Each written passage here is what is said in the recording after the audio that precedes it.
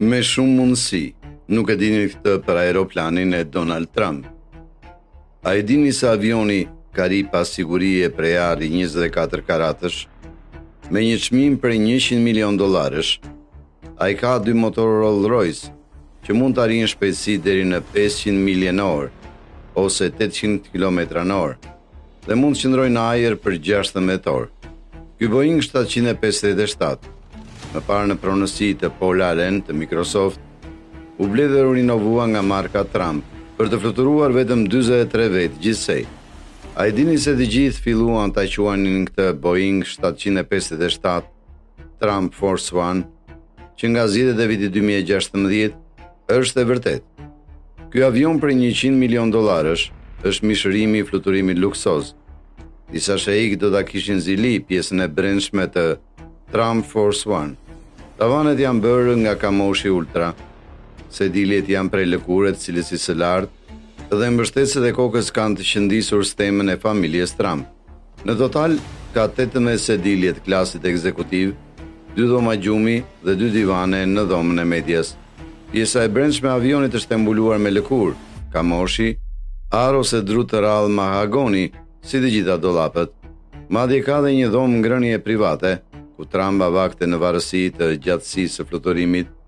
Dhoma e shfaqjes është aq e madhe sa një kinema e madhe në shtëpi, me një televizor me ekran të sheshtë 57 inç dhe një sistem argëtimi të plotë me monitor të vegjël individual, në secilën vend për një përvojë të personalizuar. Avioni ka 2 dhoma gjumi, njëra prej cilave është dhoma e mysafirëve. Dhoma kryesore e gjumit përmban një krevat me madhësi të plotë me çarshaf mëndafshi, një dush, një lavaman të vogël të artë dhe një rubinet të artë. Edhe tasa dhe tualetit është transformuar në një vend shtesë, shumë të gjerë dhe të rastshëm, ashtu si çdo vend tjetër në aeroplan. Nëse do të shkrini të gjitharin brenda aeroplanit Trump, do të kishte mjaftueshëm për të veshur pjesën e jashtme të një autobusi Greyhound. I gjithë ushqimi për fluturimet përgatitet në kullën Trump. Ushqimet e zakonshme përfshin kokteje me karkalesa deti, sallat me karavide, gjel deti të pjekur, fileto vjeçi të pjekur, sallat jeshile dhe disa biskota të pjekura flat. Ushqimi ruhet në enë plastike transparente. Pse? Në mënyrë që siguria e aeroportit ta inspektojë lehtësisht. Sapo ushqimi të jetë gati, ai merret nga kulla Trump dhe dorëzohet në T-Bird, një emër tjetër për avionin privat të Donald Trump. Pasi piloti konfirmon se aeroporti i destinacionit ka pajisjet e nevojshme për të shërbyer këtë Boeing 757, ata ngrihen.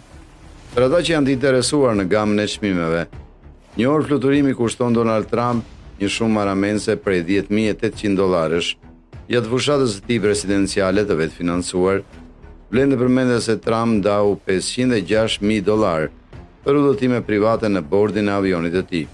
Historia e avionit filloi me Sterling Airlines të Danimarkës në vitin 1991, të njëjtin vit që u ndërtua. 2 vjet më vonë, në vitin 1993, tasa e Meksikës e bleu atë. Pas kësaj, në vitin 1995, Paul Allen, themeluesi i Microsoft dhe miku i mirë i Bill Gates, bleu avionin nga tasa dhe e përdori atë deri në vitin 2011. Në atë pikë, DJT Operation ILLC, një kompani e Trump, bleu avionin. Aeroplani është 3 herë më i madh se një avion reaktiv mesatar. Ai është 47 metra i gjatë, ka një hapje krahësh prej 39 metrash dhe një lartësi prej 14 metrash në bisht.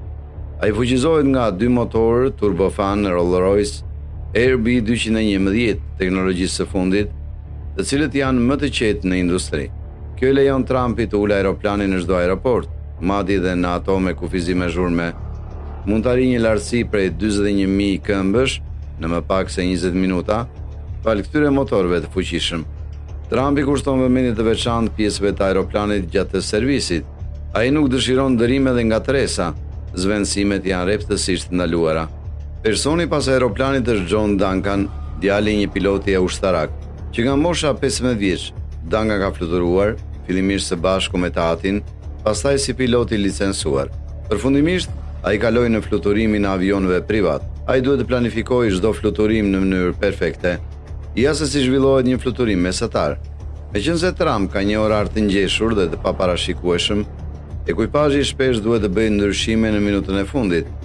Gjithçka duhet integrohet pa probleme para ngritjes.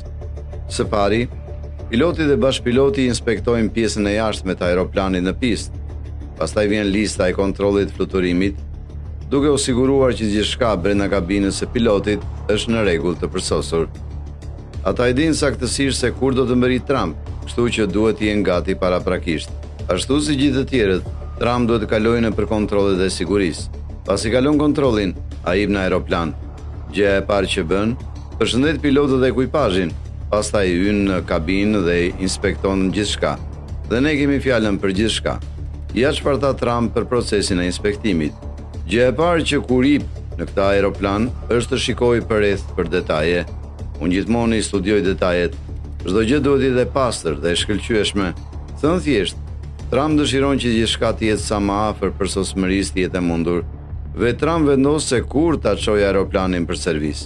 Qendra e mirëmbajtjes zakonisht punon në 2 ndërrime për ta përgatitur aeroplanin për udhëtimin e radhës. Ata kanë vetëm rreth 3 javë për të kryer inspektime dhe përmirësime rutinë. Çdo 18 muaj, piloti duhet të kryejë një inspektim të madh rutinë, siç kërkohet nga FAA. Për shembull, në vitin 2013, Trump donte të instalonte një sistem Wi-Fi në bord, ndërsa një ekuipazh merre me inspektimin, një tjetër instalonte instalimet elektrike. Trump madje kërkoi që shtesa në dyshemen e kuzhinës të zhvendosej në cepat për ta bërë atë të padukshme. Kaq shumë vëmendje i kushton ai edhe detajeve më të vogla. Ndërsa avioni është duke u mirëmbajtur, piloti Duncan viziton objektin për të inspektuar dhe vlerësuar punën. Ai thotë se i pëlqen të jetë i pranishëm, sa herë që avioni nënshtrohet një inspektimi të madh. Ja si duket pjesa e brendshme e avionit luksoz gjatë servisit. Mobiljet shmontohen, zhvendosen dhe mbulohen me plastik. Muret me mbulesën e mrekullueshme prej lëkure të butë shqyen, duke ekspozuar instalimet elektrike poshtë. Trump refuzon të marrë me qera një aeroplan ose të fluturojë komercialisht ndërkohë në vend të kësaj. Ai përdor Cessna 750 Citation X të tij më të vogël të vitit 1997. Kabina nuk është aq e gjatë sa ajo e 757, është 170 cm, por e kryen punën.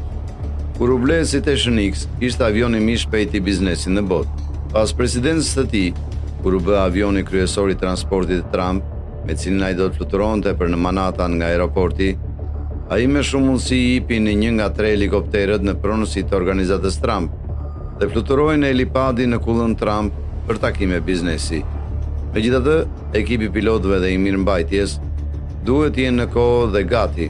Ish presidenti ka një orar të ngjeshur dhe nuk toleron vonesat. Pasi të përfundojnë në përmirësimet, tavani instalohet panel më panel. Mobilet fiksohen me vida, me një shtrirje perfekte. Asnjë pikë djerse nuk mund të prek lëkurën, do ta dëmtonte atë. Mbulesat plastike hiqen, dyshemeja fërkohet me një detergjent të veçantë. Piloti Duncan, i cili e quan veten një fanatik të pastër, ndihmon me fërkimin. Një fushë speciale dhe një kanaçe ajri përdoren për të pastruar papastërtinë nga nyjet. Çdo pikë fluri fshihet. Trump dëshiron që avioni të jetë në gjendje të përsosur.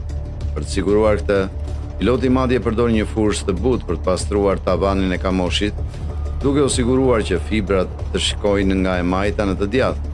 Pastrimi i brendshëm pasohet nga një lyerje jashtë. Për shembull, një teknik lyen një vid gjysmë të kuqe dhe gjysmë të bardhë, sepse është në nyjen midis ngjyrave. Ata nuk mund të rrezikojnë ta lyejnë të gjithën të kuqe ose të gjithën të bardhë. Sapo të gjitha këto të jenë bërë, avioni është gati për ngritje. Piloti e përshtat orarin e tij në mënyrë të përsosur me atë të Trump dhe merr atë kudo që të jetë. Pas qëndrimit të shkurtër në aeroport, aeroplani ngrihet në qiell dhe e çon Trumpin në Evropë ose Azi, ku ai ka marrëveshje biznesi për të mbyllur, kontrata për të nënshkruar, fjalime për të mbajtur. Mirupafshim për tani.